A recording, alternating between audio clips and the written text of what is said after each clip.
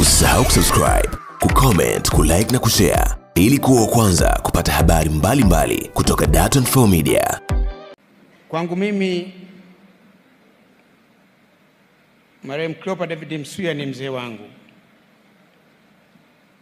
ni kama baba, na kazini na maishani alikuwa mwalimu wangu na mshauri wangu.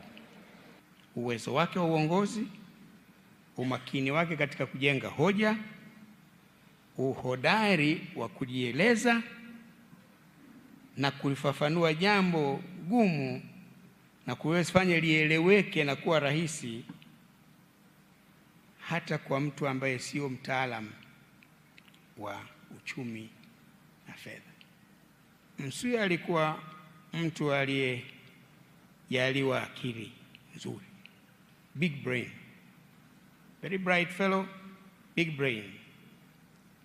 Hakuwa mtaalamu wa uchumi na fedha kwa kusomea, ni social worker, lakini aliyafahamu mambo ya uchumi na fedha vizuri sana, na ndio maana amewahi kuteuliwa waziri wa fedha mara 2 na Mwalimu Nyerere na mara 1 na mzee Mwinyi. Alikuwa mshauri wangu nilipokuwa rais, lakini ushauri wake wala sio lazima umwite.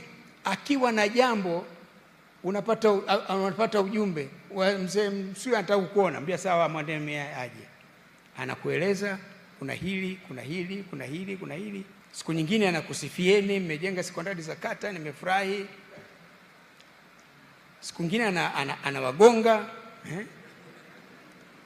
mbona hili mnafanya hivi, mko hivi, mko hivi, mko hivi.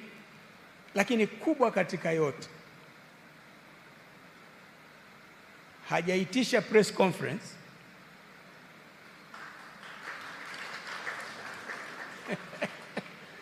hajaitisha mkutano wa waandishi wa habari kwenda kusema serikali hii inafanya mambo haya ya ovyo, haya ya ovyo, haya ya ovyo. Hayo nilidhani ni yaseme.